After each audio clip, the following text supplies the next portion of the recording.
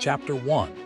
The strange man in the neighborhood. Every evening, just as the sun dipped behind the crowded rooftops, the neighborhood children rushed inside, and the elders quietly closed their gates. Nobody wanted to stay outside once he arrived. The strange man who walked through their streets slowly, silently, as if chasing a memory nobody else could see. His clothes were worn out, his steps hesitant, and his eyes always scanning every door number, every nameplate, every corner of the street. People whispered that he was a thief, a hopeless, wandering thief waiting for the perfect moment to break into someone's home. Mothers pulled their children away from the windows, and fathers kept an eye on their locks every night. The man, however, never touched a gate, never forced a window, never tried entering any home. He simply looked, long, confused glances, then moved to the next house. Ali, who had recently moved into the neighborhood, was the only one who didn't jump to the same conclusion. He watched the man carefully day after day and noticed something strange. The man wasn't behaving like someone planning a crime. He behaved like somebody searching desperately for a place he should know, but couldn't recognize.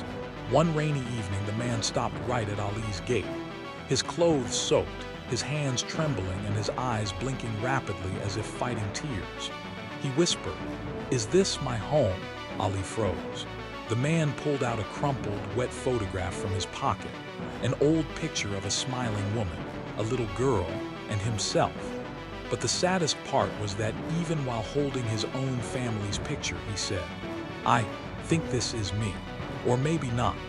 He then showed Ali a small paper with a single line written on it. 16B, this number means something, he said, voice cracking.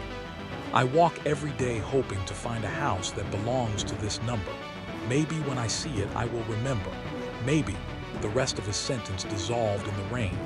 Chapter 2. The man who lost his home the next night. The neighborhood had enough. The man came again, walking slowly, confused as usual, and people rushed out with anger boiling in their voices. "He's a thief," they shouted. "Call the police. He is planning something. What if he breaks into someone's home?" The poor man didn't even run. He simply raised his shaking hands as if surrendering to a crime he never committed. "I'm not stealing anything," he stuttered. "I just want to find my home." Nobody believed him. Police cars arrived. Sirens flashed. Curious faces crowded around him. The officer asked, "What is your name?" The man stared blankly. His lips trembled, his eyes filled with helplessness. "I don't remember." The whole neighborhood fell silent. Ali pushed through the crowd and handed the police officer the photograph and the paper with 16B written on it. "He's not a thief," Ali insisted. "He's lost. I saw him. He's searching for something familiar. He doesn't even recognize his own picture." The officer looked at the man again. "Do you remember these people?" The man stared at his own family's photograph as if looking at strangers. "No, but I feel like I should. Everything is foggy. Every face looks familiar yet far away. I only remember one thing: I have a home somewhere, and I'm trying to find it." Those words broke the tension. People who moments ago shouted thief now looked at him with guilt. As the police escorted him into their vehicle, he looked back at Ali. "Will I find my home someday?" he asked in a trembling voice. Ali nodded gently. "Yes, we'll find it together." The man smiled barely, painfully, and the door shut behind him. Chapter 3. The truth behind his memory. At the city hospital, doctors examined him and confirmed that he had severe memory loss, likely from trauma or an accident that had hit him so hard he forgot who he was. Everything inside his mind had shattered like pieces of a broken mirror. Some pieces remained. Most were lost. Ali visited him daily during his recovery. The man would look at the photograph occasionally, staring at it as though the faces were trapped behind glass. He wanted to reach them, to claim them, but the memories simply wouldn't come back. Ali decided to temporarily give him a name: Rehan. Something about that name comforted the man, as if it touched a forgotten part of him.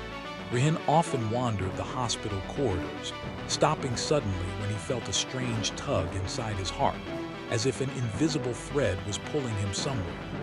Whenever Ali walked him outside in the hospital courtyard, Rihan always drifted in the same direction, toward the west side of the city. Maybe your home is that way, Ali guessed. Inspired by this instinct, Ali contacted the police and asked them to search every block with the number 16B on the west side. There were many. Old blocks, new blocks, abandoned apartments, renovated homes.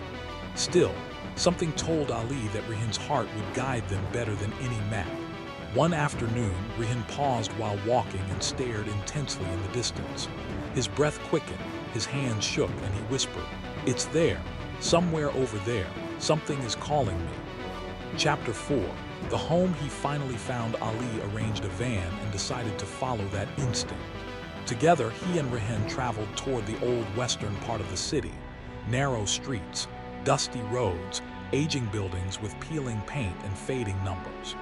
As they turned into one particular lane, Rihan's heartbeat raced. His eyes widened with a strange mixture of fear and hope. "Stop the van," he said suddenly. He stepped out and walked slowly toward an old building whose metal number plate read 16B. He stared at that number as if it were a key unlocking his entire soul. A tear slipped down his cheek. For a long moment, he didn't move. Then, with trembling fingers, he knocked on the door. The door opened. A woman stood there, shocked, speechless, frozen. Behind her, a little girl peeked out.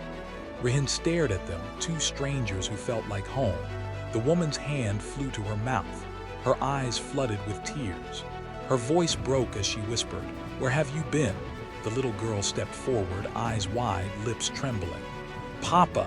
The word hit Rihan like a rush of light through darkness. His knees weakened. Tears burst out uncontrollably. The woman wrapped her arms around him, crying into his shoulder. The little girl held his leg tightly, refusing to let go. Behind them, Ali stood quietly, watching the moment unfold. The return of a man who people once feared, who the world misunderstood, who was lost not in the streets but inside his own mind. Doctors later confirmed that an old accident had thrown Rihan far from home, leaving him injured, confused, and alone.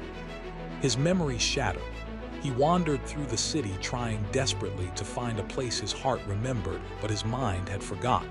And now, finally, he had found it. The home he never meant to leave. The family who never stopped waiting. And the man once called a thief had returned not with stolen goods, but with the one thing he had been searching for all along, himself.